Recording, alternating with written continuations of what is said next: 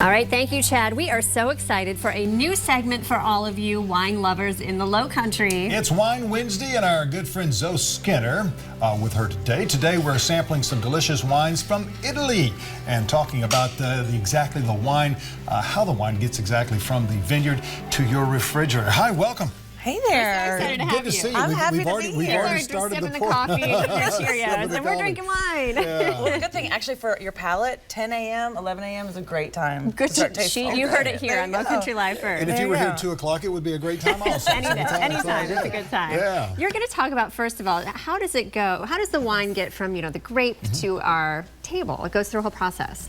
Well, specifically also imported wines. So I wanted to talk briefly about the 3-tier system in the United States, because a lot of customers and consumers don't understand it or know about it. So, for example, these wines came in from Sicily. Okay. So the first tier is the importer, and they're the people who go to the wineries, they select the wines, they also handle the logistics of bringing it into the country, as well as sometimes they will help with marketing, and that's who I work for. I work for Leonardo Locascio Selections, which is a part of the Winebow group.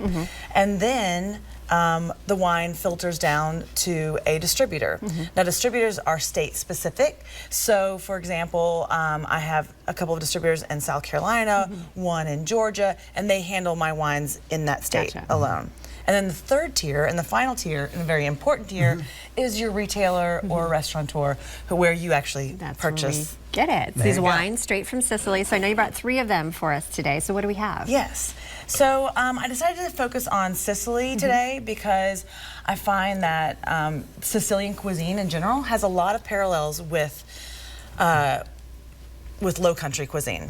So, for example, they have a lot of shellfish and seafood, but they also do a lot of lightly fried things, which we, of course, are pretty good at. Sometimes heavily fried things as well. Yeah. So we're going to focus on Tosca di Morita, which is a winery from Sicily. Can we go ahead and taste? I think Tom's done.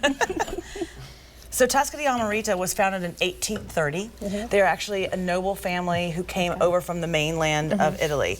And if you look at Italy, a map of Italy, it's shaped like a boot. And Sicily, the island, is just off the toe. That's the football. Of the boot. It is the football. It is the football. Yes. And like you said, this would be great with seafood or the warmer weather, very light. Very light, a little fruity, but not overbearing. No. It's got a nice finish to it. No. So what's really neat about this wine to me is it's actually a white blend of 3 indigenous varietals that most Americans have never heard of. Cadarato, Inzolia, Greccanico. And I really, not that I want anybody to focus on that, but just to know that there are a lot of grapes that you've never heard of, and not to be afraid of them when you go into a wine store. So, for example, this one is a white blend, but we also call this, as you said, it's really approachable, and what we call that in the wine business is a porch pounder. So this is a wine that is really accessible. I love it. Tom's already finished hers. Yeah. Done some porch pounding, and this is delicious. Pass me a little water there. I want to kind of rinse mine out just a little bit, and then has pears, peaches, but it's also inexpensive. It's got a screw cap, which I'm becoming a tremendous fan of. It's a lot easier. It is a lot easier. So when we taste these wines, we should smell it first. To be a little more sophisticated, what should we be doing? Sampling it by sniff at first? It's not, I mean, where did my glass go? No. That's yours right there. Mine. The lipstick one's mine. We're all friends. So we'll get into that actually with the second wine.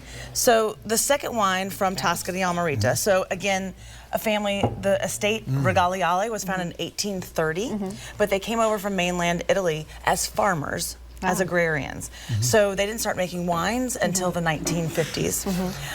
But the Regaliale estate in general is a estate right in the center of Sicily. So now you have the Regaliale Bianco. Now we're going to have Regaliale, which, can you guys see that? Regaliale. Yeah. Regaliale. There you go, there you go. This is a little more bold. It is a little more bold. So what's important about this guy is this is 100% Nero d'Avola. Okay. Nero d'Avola, N-E-R-O, is the most widely planted red grape on the island of Sicily. Okay. So the first one we're having is their sort of regular Regaliale Rosso. I particularly love this wine because, again, it's really approachable. What's the difference? This one, when I'm swirling, sticks to the glass. Is that a good sign? Well, in general, it can mean a little higher sugar content. It can mean a little higher alcohol content.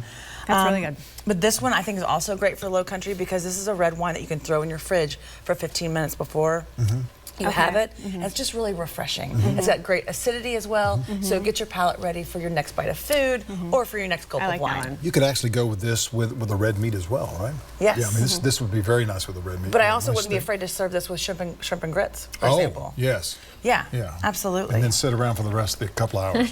You're right. It's not that heavy. It would be good for shrimp and grits. So Nero d'Avola here from the Regaliale Vineyard from Tosca. Now what's going to be fun is the final wine that we are going to try is the Tosca Lamoure. So here you have again Nero d'Avola, 100% Nero d'Avola, the same indigenous grape from Sicily, the most widely planted. Same producer, Tosca di Morita, but this one is going to be quite different in flavor profile. Oh, it's totally different. So this guy. Go ahead, go ahead. So this guy spent, so the first red, after it's fermented, half of it goes into large oak casks, where the wine, because it's a large cask, actually has less contact with the wine. The wine has less contact with the cask. Okay. So, and only half of it goes into this wood cask, right? Okay. So it's going to be less impact on the wine, the oak that is. The second one we're having is same grape again. Same producer, but here you have a different vineyard site, so you're going to see an impact of terroir, like a different place, if you will. And the second thing is this spends a full year in French oak afterwards. So you're going to see a greater impact of oak here. Lamoure is Tuscan, Sicilian dialect for my heart or love. So this is a newer project. For example, first vintage of this guy was 1956. First vintage of this one was 2002. And what's the price point on these different bottles? So these two are around $12.99, $13. Okay. Yeah. Like I said, really table great. wine, yeah. Awesome. This one's going to be around $20, $21. Okay. And where can we find these? So these are available at actually three independent retailers in the area. You've got Sour Grapes on Daniel Island. You've got Bottles over in Mount Pleasant off Coleman, and also New York Butcher Shop. All three of those places carry these really fun, unique wines. You say bottles, I have a revolving credit card that goes through there all the time. So this is so wonderful. much fun. So, and I love how you say don't be afraid when you walk in. So anyone watching can just ask for a Sicilian wine, and someone at Bottles, for example, could help walk them through the process to find these. Absolutely.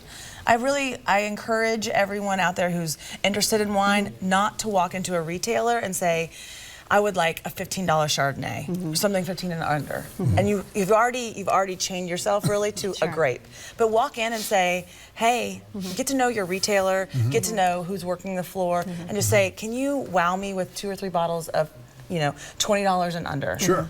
And let them choose, and don't be afraid to step off that box. And don't, just, And tell them what you're going to be pairing that with, possibly. Absolutely. Maybe just sitting on the back porch, front porch, drinking wine. But What did you call also, it? Porch pounder. Porch pounder. Porch pounder, yes. I would like a porch pounder. But letting the people know what sort of entrees you're going to be having, what sort of appetizers and so forth that'll go with Especially it. with Italian wines, that's very important. The Italians make food first, and they make the wine to match that That's food. interesting. So such a pleasure to I have know. you. Come back Yes, anytime. absolutely. We Thank you love so very Wine much. Wednesday. Thank you. Yeah. Stay with us. We've got much more Low Country Live in just a moment. Cheers.